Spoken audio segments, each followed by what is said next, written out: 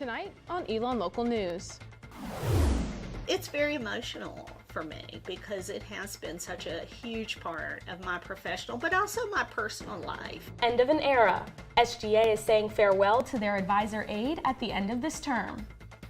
Book bans are back, where you can find titles that may soon be disappearing from some shelves.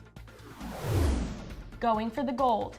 2 Elon alumni are working to achieve their dreams as an athlete and behind the scenes. All that and more. Elon Local News starts now. Live from the Jane and Brian Williams studio at Elon University School of Communications, you're watching Elon Local News. Good evening and thank you for joining us. I'm Chloe Franklin. And I'm Naomi Washington.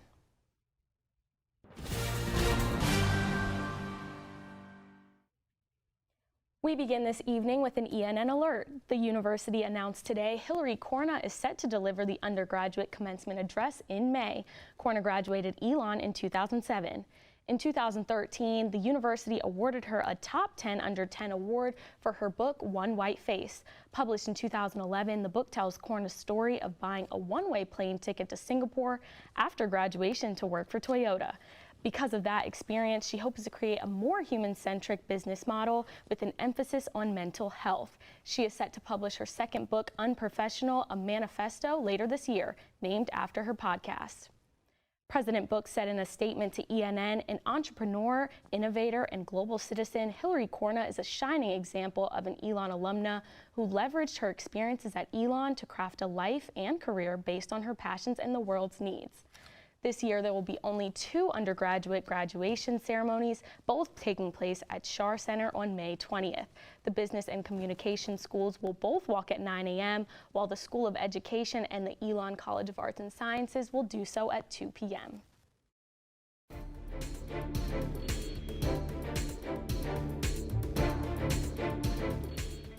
According to NCDHHS, over 4,000 cases were reported in North Carolina today, compared to over 9,000 cases yesterday. No new cases were reported in Alamance County yesterday, but there were 44 active cases on Elon's campus as of today. Just 1 week after Elon's COVID-19 booster deadline, nearly 97% of students are compliant. But Dean of Students Janelyn Patterson says compliant also includes students with exemptions and not just deferrals, but just students who have not received their booster dose. Patterson says one reason a student may be granted a deferral includes recently having COVID. We think, though, that many of those students, at least what they've communicated with us, is as soon as I'm not symptomatic, or as soon as I'm, sure that I'm kind of got my sea legs back, then they're going to go ahead and get it, because if not, they have to test until they do. As of Friday, there are 303 exemptions among the 97% of students who are considered compliant, as well as the 6% who have deferrals. I can tell you so exemptions are about 4%, right now deferrals are about 6.5%, but some of those exemptions, most of those exemptions are folks that were already exempted in the fall. So if they got a medical or religious exemption from the primary series, they didn't have to reapply for an exemption. Some of that 4% is the same 3.5 or 4% you saw in the fall with the primary series. Patterson says the booster requirement is one of many factors the university will use to determine Healthy Elon's guidance moving forward this semester. Dean of Students Janelyn Patterson announced she will be stepping down from her position as advisor to the Student Government Association. The move will come at the end of the term next month. Current and past members of SGA were surprised at the announcement. 2018 graduate Spencer Wagner was a class senator and executive vice president. He says he's grateful for her influence during his time at Elon. Everybody deserves that same amount of leadership and influence and care that Dean Pete gives for students, as across the board, and those in SGA. I think she holds especially close to her heart.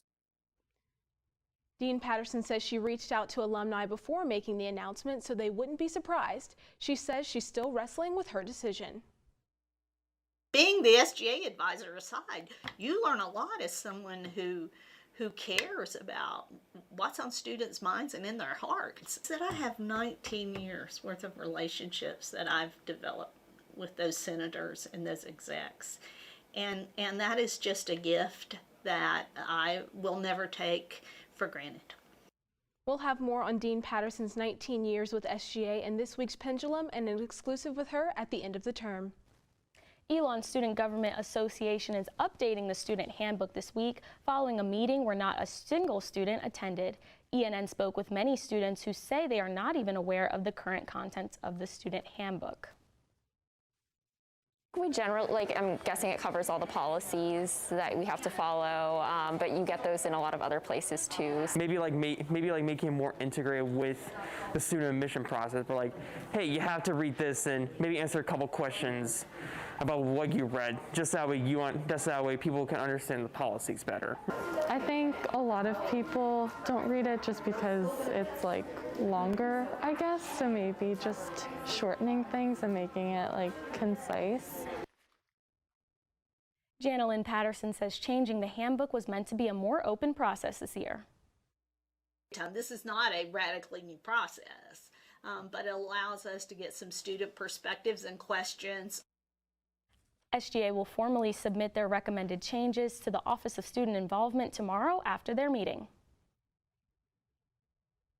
The U.S. saw a national gain of 467,000 jobs in January despite the Omicron surge.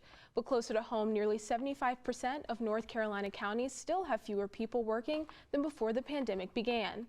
The Greensboro-High Point area specifically is still more than 14,000 jobs below where it was before the pandemic. According to the North Carolina Budget Tax Center, half of the state's counties have fewer people working than before the economic collapse of 2008. North Carolina Budget Research Manager Patrick Mahue says it's important to tread lightly when interpreting too much about month-to-month changes. There are different causes, and so it's a little bit of an apples to oranges comparison. But at this point in the Great Recession, North Carolina was still losing jobs. We hadn't even started to recover. This time around, for a variety of reasons, the magnitude of the federal response has been much more robust. And that absolutely not only kept people in their homes and kept food on the table and kept the lights on, but it also contributed to a much faster economic recovery. Books outlining race, gender, and sexuality are being banned in record numbers. Once all-time classics you may have read in school, like To Kill a Mockingbird, The Catcher in the Rye, and The Great Gatsby, are just a few. As book bans sweep the nation, one local used bookstore feels the impact. Ian Baltudis, owner of Persnickety Books in Burlington, says he notices when a book is banned, usually right before it flies off the shelves. When a book gets banned and shows up in the news and people hear about it, they all of a sudden take notice and ask, well, why was this book banned? And a lot of people will reach out and try to get a copy because they want to read it. They want to see what in it was so controversial that somebody would think about putting it on a banned books list. From The Hunger Games to Token of the Book Thief and Ernest Hemingway, Persnickety has many banned titles on the shelves. Baltudis says the increasing amount of book bans worry him as both an entrepreneur and a reader. And the danger is when we forget about that. When we forget about the atrocities that humans have been able to create, the hatred that humans have had towards each other. And so making sure that literature like that is still available helps us all widen our perspective and have that hindsight. To read more about book bans, visit our website, elonnewsnetwork.com. After the break, we hear from two alumni involved with this year's Winter Games in Beijing. No more winter weather. We'll have how to take care of your car ahead. Here's to the things that can keep us safe. Those we use all the time with hardly a thought. Those that are silently standing by to save our lives. And now, those that we carry with us everywhere we go. Many mobile devices will now bring you wireless emergency alerts, real-time information directly from local sources you know and trust. With the unique sound and vibration, you'll be in the know wherever you are.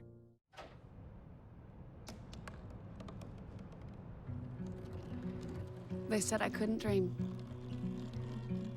Called me a piece of trash and swore that's all I'd ever be.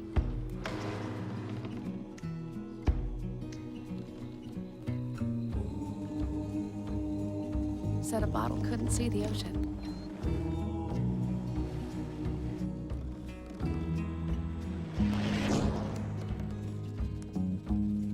give up. Go back to the dumpster.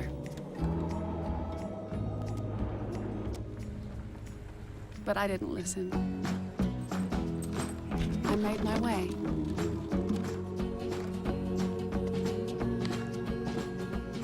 And now, I am what I've always wanted to be.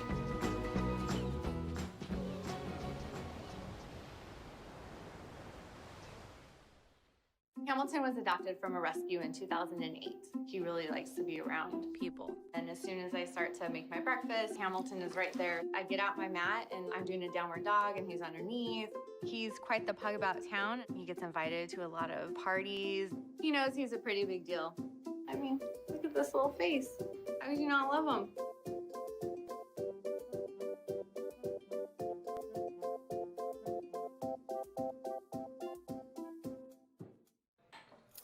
What do you think you're doing, Kevin? Was just gonna drive home. There are several warning signs present that you shouldn't be driving. Like hearing voices? Like your text-to-emoji ratio? Oh man, the selfies. Selfie, nailed it. We all have warning signs that let us know that we're probably not okay to drive. Mine is pretending to be your subconscious. Craig, come on man, let's split a ride home.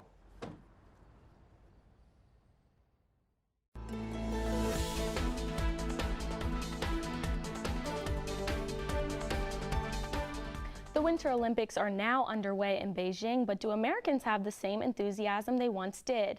The opening ceremony was the least viewed in Olympic history, with just 16 million tuning into NBC and their streaming services. According to the NBC Sports, viewership has fallen 43% from the 2018 Winter Games in Pyeongchang. Ratings for the opening ceremony in Tokyo last summer were down 36% compared to 2016. But alumni are well represented in this year's games. I spoke to two who are behind the scenes. For Elon alum Ellie Whittington, reporting for the Olympics was a childhood dream. She worked the Summer Olympics in Tokyo and covers the Beijing Olympics right now. Sometimes I have to pinch myself and think, like, at 25 years old, I've worked 2 Olympic Games. She works on the social media team at the NBC Sports headquarters in Connecticut, reporting on the winter sports, including the Super Bowl. While Whittington is behind the scenes covering the games, another alum is practicing in preparation for the podium. Lauren Brzezowski is on the USA Olympic bobsled development team, hoping to make it to Milan in 2026. What I'm most looking forward to is trying to just get on a podium. Like, I want to get on a podium, I want to get a medal, I want to get a trophy, I feel like that's when I'll know like I made it, and I really want to become like a big name in this sport. She trains with her teammates every day and says the biggest challenge is covering the expenses since bobsledding is not a government-funded sport. But Brzezowski is not the only one looking ahead to the future. You know, this isn't the top. This isn't exactly where I want to be. I want to keep going and keep growing. Eventually, I hope to be live at an Olympic Games. The Winter Olympics end February 20th, but you can read more about our alumni and their experiences on our website, elonnewsnetwork.com.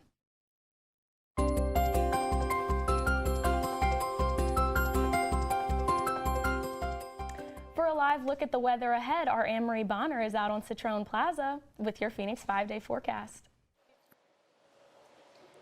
Naomi and Chloe, as you can see behind me, it is still raining quite a bit out here as it has been throughout the day. But lucky for us, it's looking like we are going to see some sunshine throughout the week. Let's take a look at that Phoenix 5-day forecast. Starting off with tomorrow, it's going to be a high of 50 degrees with a low of 25, so slightly warmer than today. And as we head in throughout the week, we will have temperatures hopefully in the 60s with some sunshine. The highest temperature might be 66 degrees on Saturday, so that's perfect weekend weather for whatever you have planned.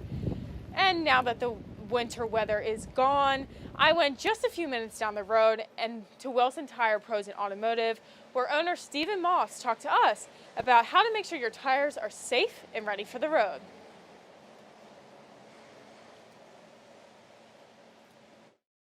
Hit the road in dry conditions, it's best to give your tires a check. All the salt on the roadways from winter weather can cause cracks in the tires. Moss says neglecting your tires can have a lasting impact. You could hydroplane, slide, and you lose control, and the biggest mistake people make when that happens and they don't realize it is that our human nature reaction is to lock the brake, hit the brakes. When we lock our brakes, the vehicle is going wherever it is pointed when we lock the brakes. At that point, the steering wheel is irrelevant. Moss showed us how to check your tire's tread depth, or rather how effective your tire will be. Start by taking a penny with Lincoln's head facing down. Stick it inside your tire, and as you can see here, I don't see the tip of Lincoln's head, so that means my tire is ready for the road. But if you see the tip of the penny, that's a sign you need to get your tire replaced immediately. It's also important to check the year your tires were made. But what's important are the last 4 digits, and they'll always be numerical. And those 4 digits, the first 2 are the week, and the last 2 are the year. So this tire was made the 23rd week of 2018, so that number is 2318. So we know that this tire is just under 4 years old. As you're driving, Moss says any unusual sounds or any unusual vibrations in your car may come from your tires. If you're planning to take your car to an automotive shop and have a mechanic look at it, it might be best to ask for a full inspection as well, just to make sure everything is ready for the road. Anne-Marie Bonner live on Citroen Plaza with your 5-day. Thank you so much. In honor of Black History Month, the School of Health Sciences Student Diversity Committee is focusing on education about health care inequality. Class of 2022 cohort chair for the committee, Yoon Jung, says student-led committees are important because students are learning to recognize existing biases before they enter the workforce. If we don't have the event, we don't have the committee, we don't have the mission, we don't really have a way to really synthesize the challenge we are facing as a community and also as students.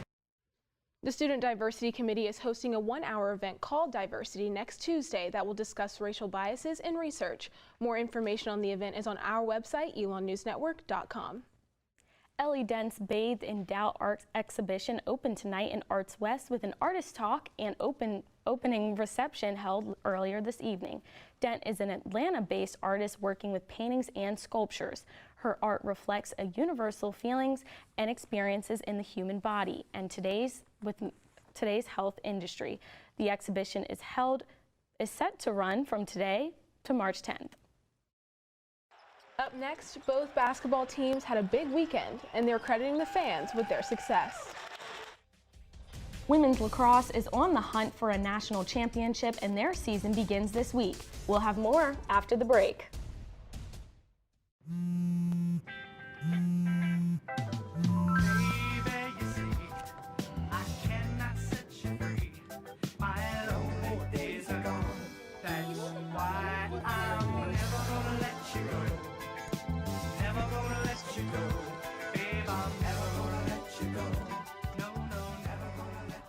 Here you go. Thank you. Thank you.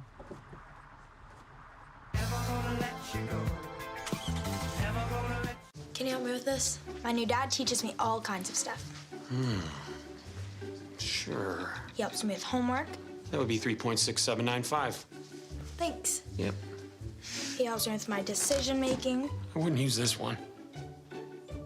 Ever. And he's even teaching me how to drive. And that's why cars have bumpers. I'm learning so much. You don't have to be perfect to be a perfect parent. Thousands of kids in foster care will take you just as you are.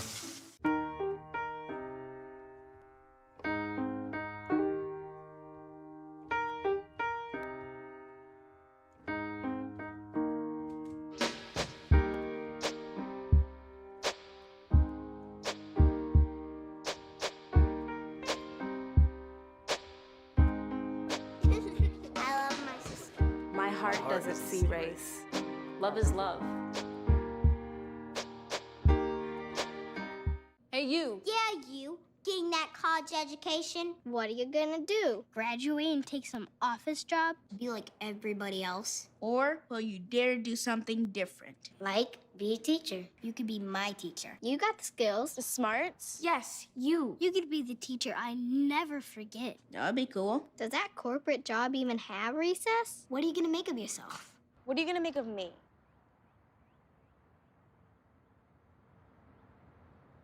Bye-bye.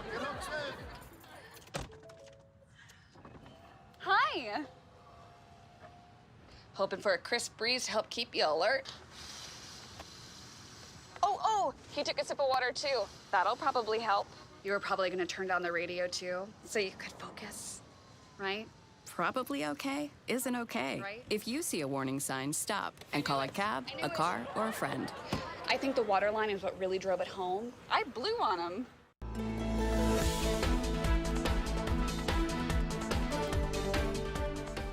Spring sports are on the horizon, but winter sports continue through February with both basketball teams finishing their conference seasons.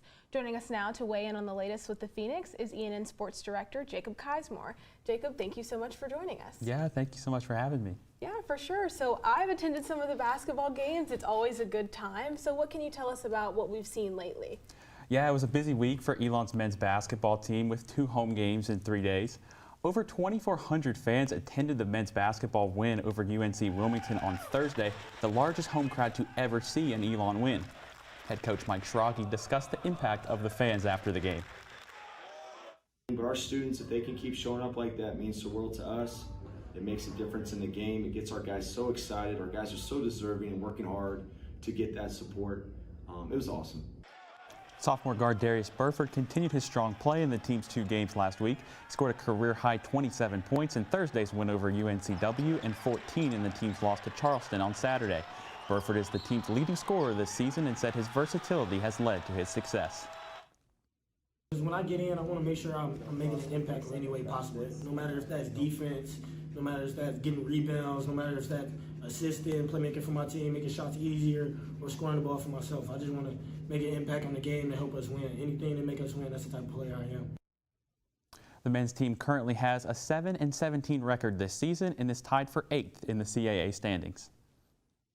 So I know just a little bit from going, I mean, that record isn't great, and it's a, you know, what do you think about that? I know sometimes I notice maybe closing the game out they struggle with a little bit. Yeah, an interesting fact too with the men's basketball team this year, they've really not been too bad at home. They're 7-4, but they're 0-13 in games away from Schar Center, which is a fascinating statistic, something to watch going forward as they close out the final month of their season. Of course, and I know we have lacrosse coming up this week, so what can you tell us about that? Absolutely. Well, this weekend, lacrosse gears up for their season opener against the University of Virginia.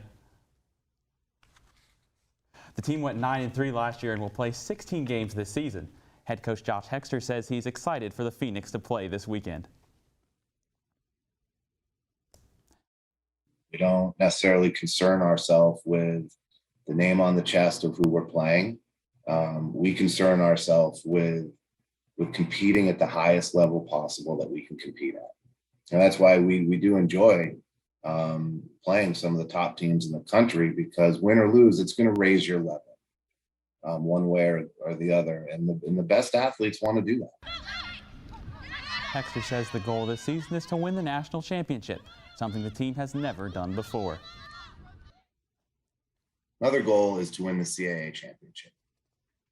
Okay, and those are the outcomes that we talk about, but really the goal every day is to embrace our competitive drive and try to get better every day. Try to be the best version of yourself every day, and try to satisfy that curiosity that we have out in the field, and to really give each other our best every day. The Phoenix opened the season with 5 home games, 3 of which are against teams who were ranked in the top 25 last season. So Jacob, what do we have to look forward to for the rest of the week? Sure. Not only are winter and spring sports preparing to be in full swing, junior men's basketball guard Hunter McIntosh is 7 points away from breaking 1,000 career points at Elon. He'll have his opportunity to do so at James Madison University this Thursday at 7 p.m. Women's lacrosse is set to take on the University of Virginia in its first game of the season at home Friday at 4 p.m. And women's basketball is set for a matchup against UNC Wilmington Friday at 7 p.m. Well, Jacob, thank you so much for joining us. Live coverage from those games and more can be found on our Sports ENN Twitter on our website, elonnewsnetwork.com. Super Bowl Sunday is 6 days away, and if you're shopping for your party this week, you may want to budget a little extra for those groceries.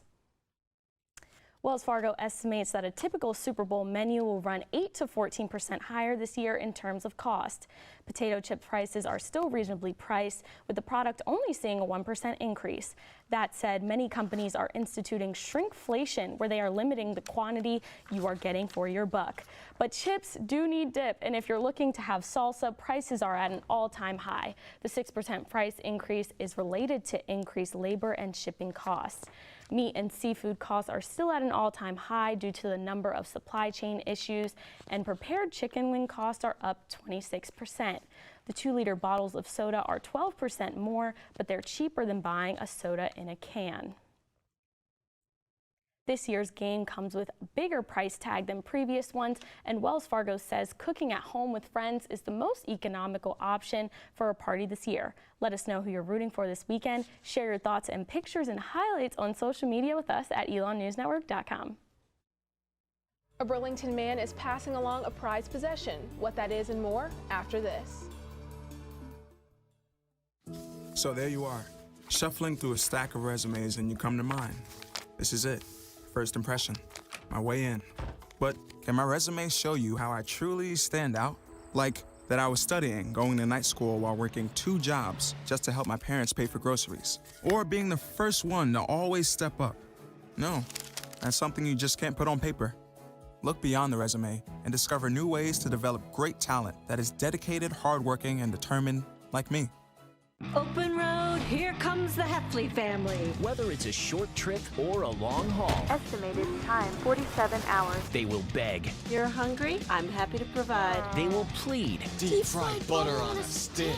But whatever you do, don't wimp out. Now you're talking. Make them buckle up. He can't hurt. Remember, safety first. Cheese curls, second. Are you orange?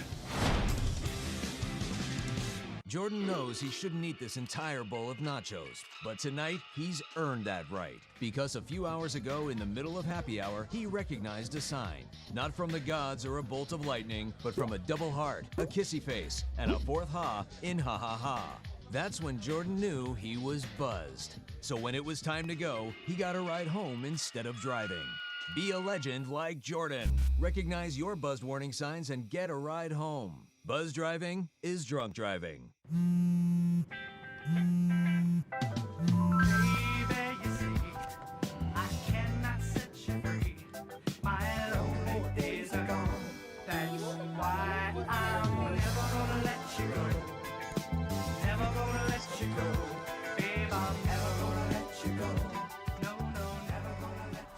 Here you go.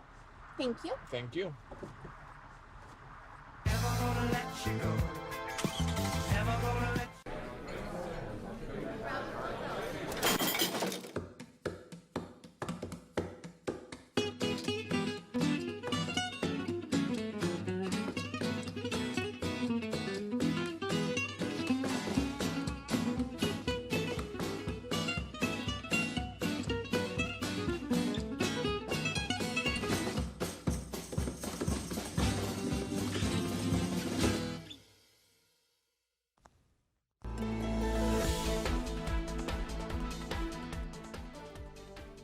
Finally tonight, a classic cartoon car just sold in Burlington for $10,000. Our Ellis Chandler is on the case of solving who is the new owner of the mystery van.